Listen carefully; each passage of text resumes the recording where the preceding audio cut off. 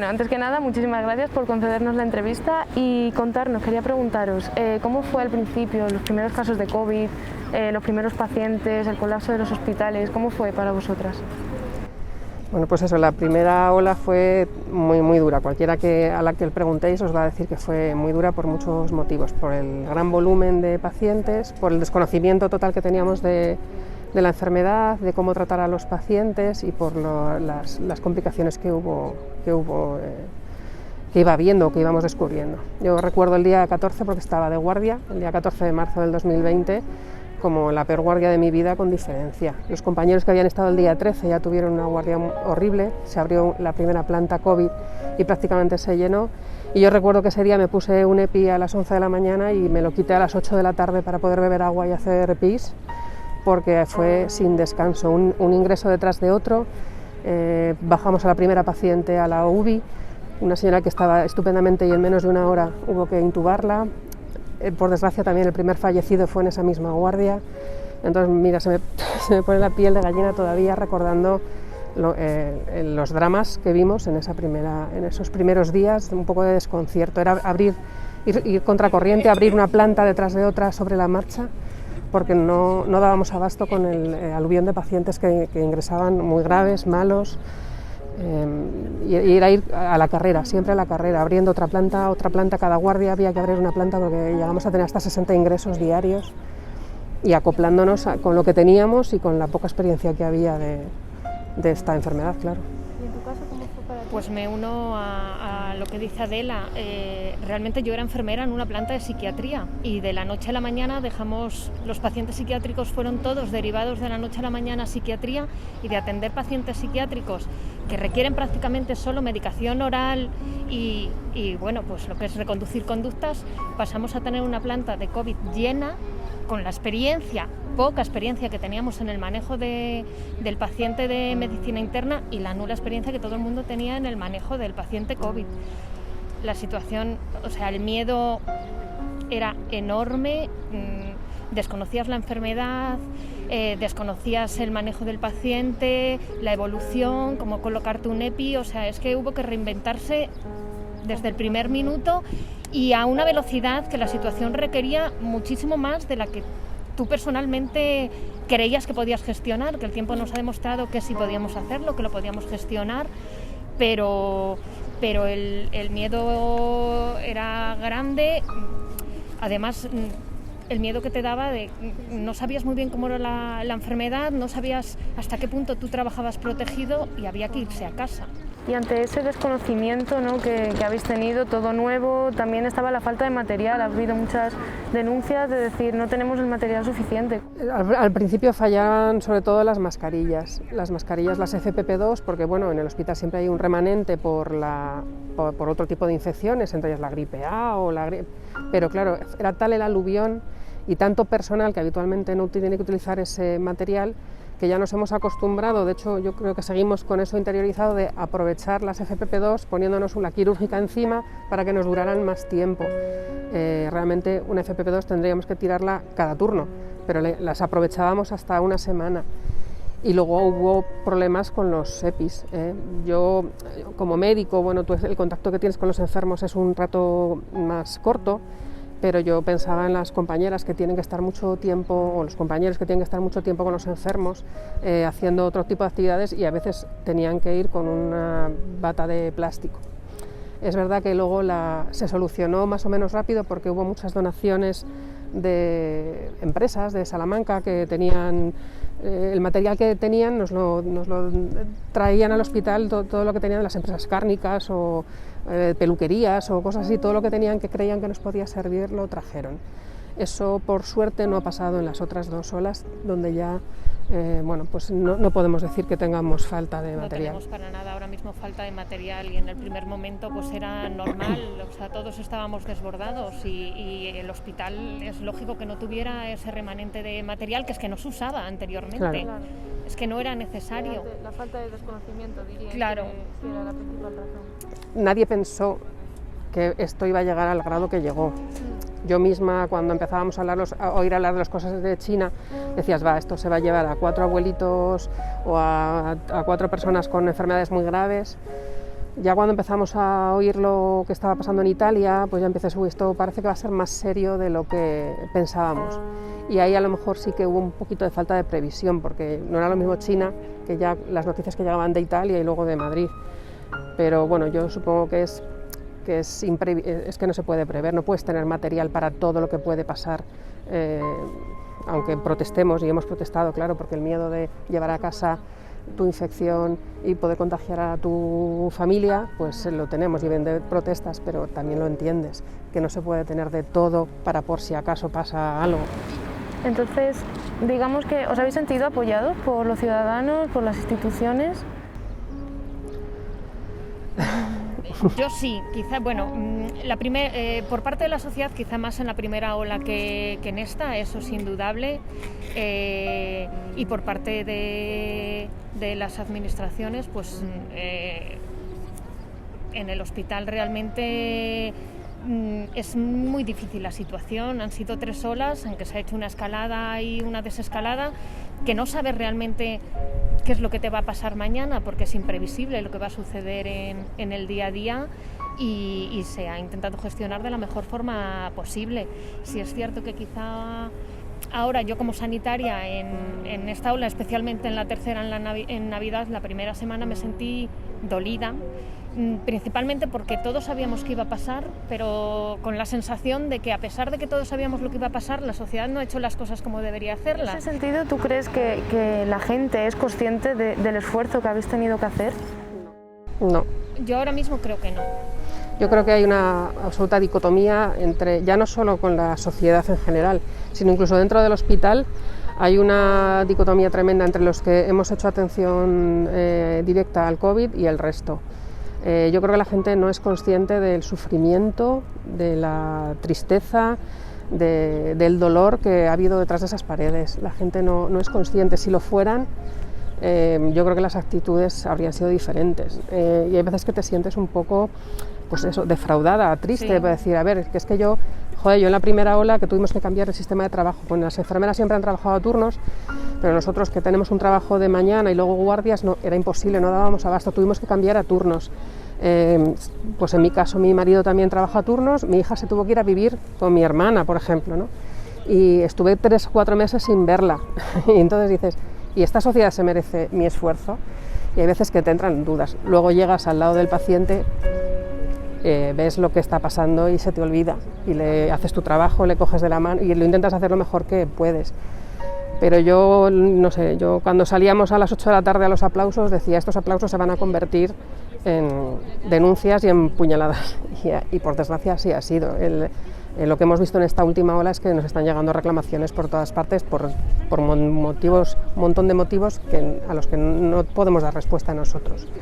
Un poco de decepción y además el miedo que sentís y que entiendo que actualmente seguís sintiendo, ¿no? Porque esto sigue en pie. Yo ahora, por suerte, hemos recibido la segunda dosis de la vacuna y entonces estás un poco más tranquilo a la hora de enfrentarte a los pacientes.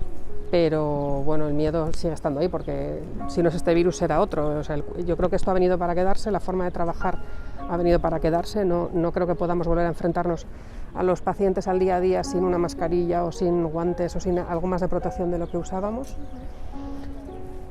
Pero bueno, miedo a esta enfermedad, bueno, yo creo que desde que estamos más vacunadas no dejamos de protegernos, porque eso es otra cosa que a mí sí que me gustaría que la gente supiera, que el estar vacunados no significa que podamos bajar la guardia, porque el estar vacunado significa que tengo menos posibilidades de cogerme la enfermedad, o de que si me la cojo sea menos grave, pero la puedes seguir transmitiendo a los de alrededor. Con lo cual, la falsa seguridad que nos va a dar la vacuna, yo creo que probablemente va a hacer que esto también se alargue. Y volviendo al comienzo de todo esto, la cantidad de muertes fue brutal. Claro, al final vosotras también sois personas y es un trabajo mental y estar todos los días ahí al pie del cañón, en primera fila de batalla. ¿Cómo fue para vosotras enfrentaros a eso? ¿Cómo lo llevasteis? Durísimo, la verdad que ha sido durísimo, y bueno, pues es difícil hablar de ello sin emocionarte, es muy difícil porque somos personas y porque realmente éramos lo único que tenían y éramos conocedores de que eran lo único que tenían. Entonces intentas transmitir muchas veces un ánimo que tú por dentro no lo tienes, porque sabes realmente cuál es la situación del paciente y él busca esperanza en tus ojos. Y es difícil darla a veces porque, pues, además de sus miedos, tú tienes los tuyos y es una lucha entre lo que ellos sienten y lo que tú sientes.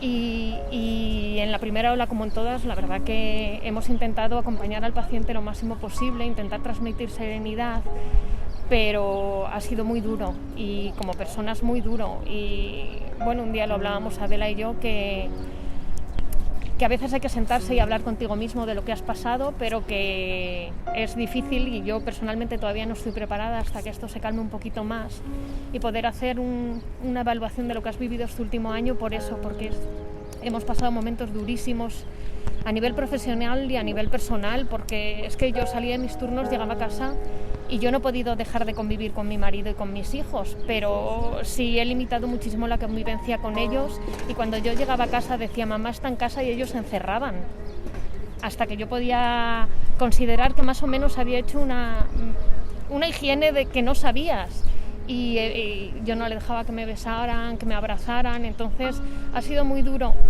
en el trabajo y muy duro en nuestra vida diaria.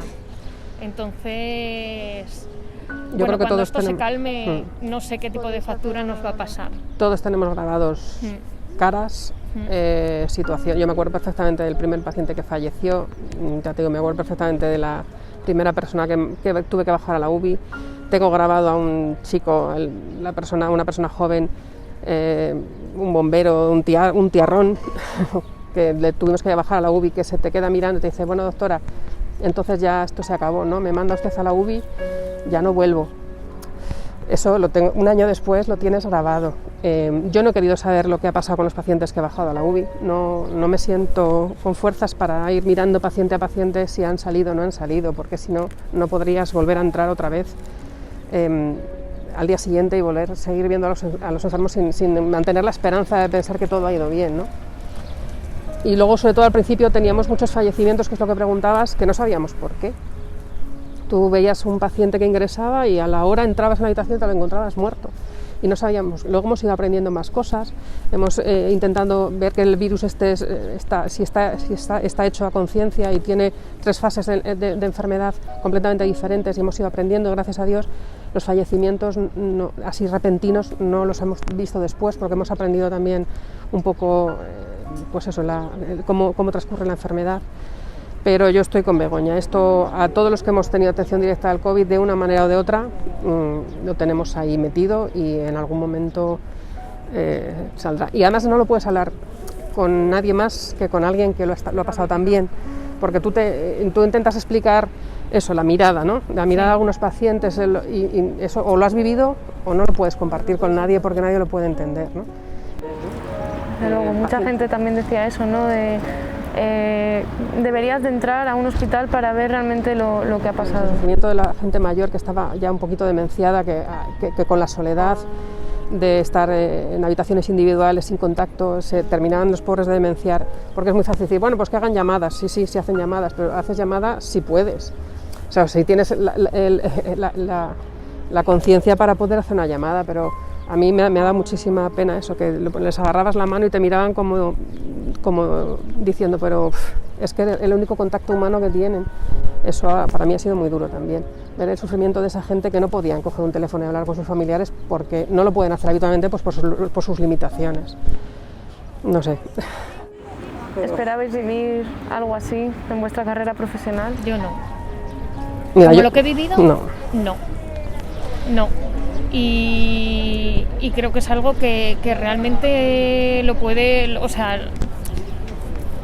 sobrellevar porque amamos nuestra profesión, pero si no estuviéramos entregadas a ella, no sé si habríamos podido aguantar el año que hemos vivido de verdad, porque ha sido vivir al límite en muchísimas ocasiones y porque ha habido momentos de muchísimo bajón.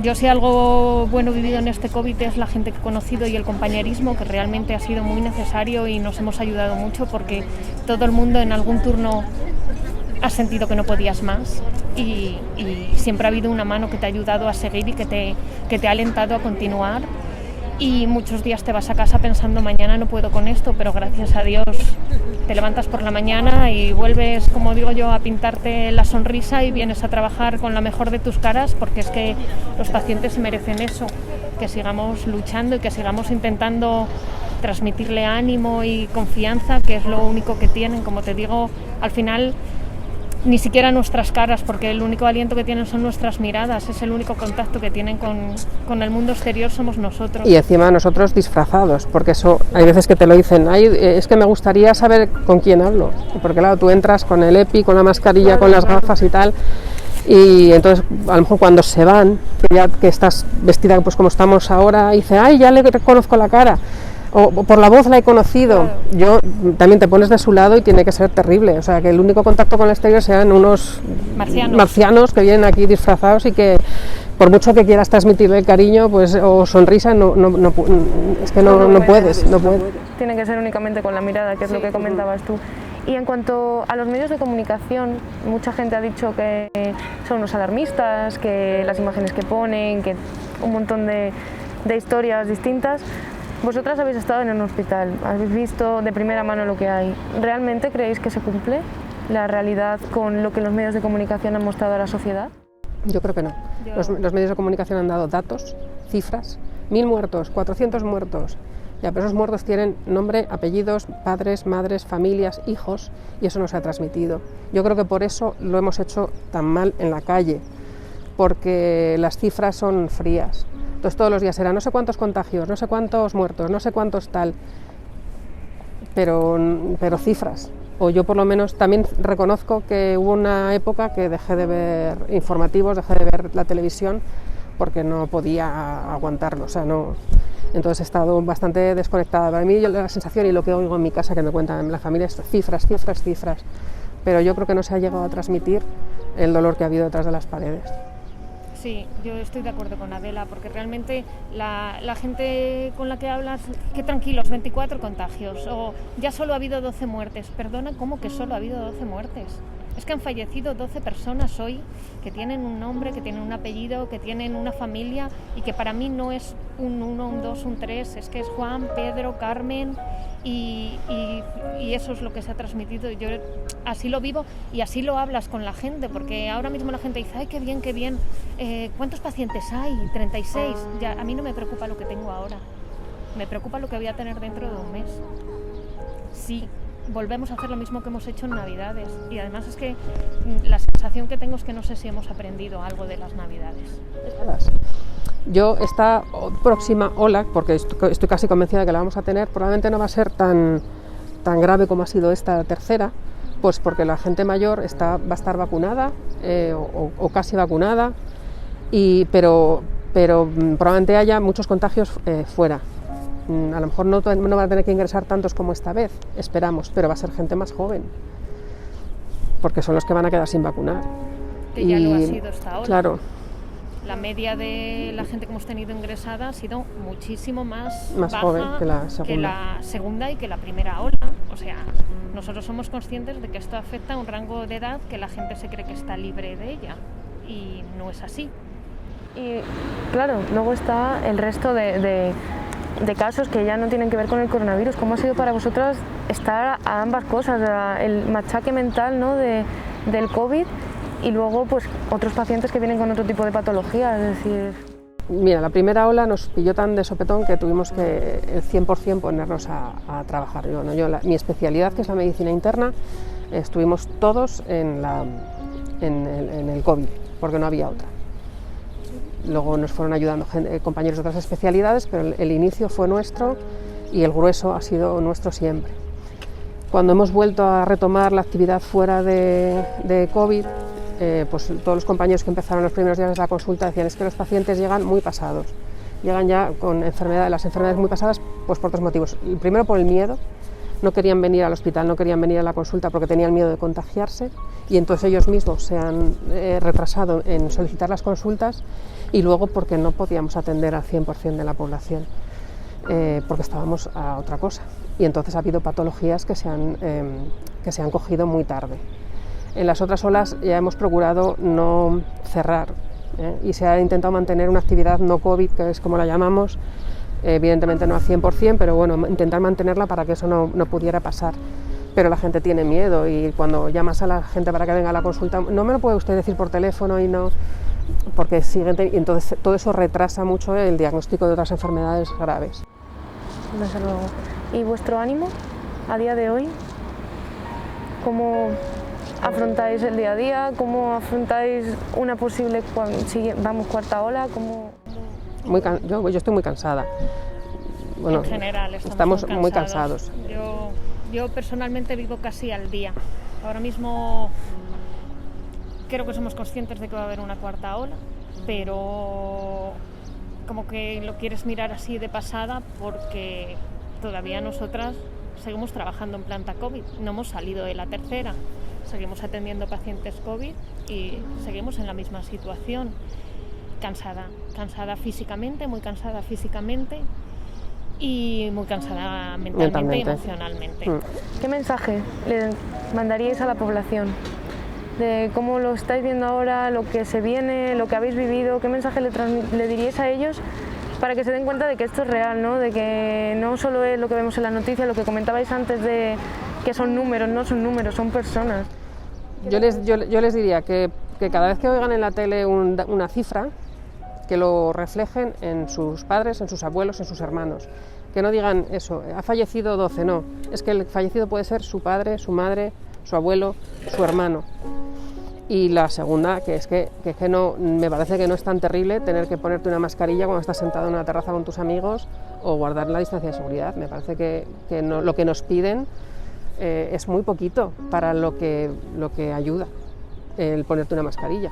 Entonces, no sé, pues eso, que ahora mismo es verdad que estamos viviendo un momento de calma, pero ya hemos visto las veces anteriores que es la calma que hay antes de la tormenta y que el volumen de la tormenta que yo personalmente creo que va a venir depende del comportamiento de la sociedad, está ya claro. No depende de nosotras, o sea, nosotras estamos dando el 200% en nuestro trabajo, depende de lo que se haga fuera. Yo sé perfectamente la relación que tengo con mi familia y cómo he limitado al máximo mis contactos sociales. Yo también tenía una vida antes del COVID y unos amigos y unas relaciones y tengo unos padres, como todo el mundo.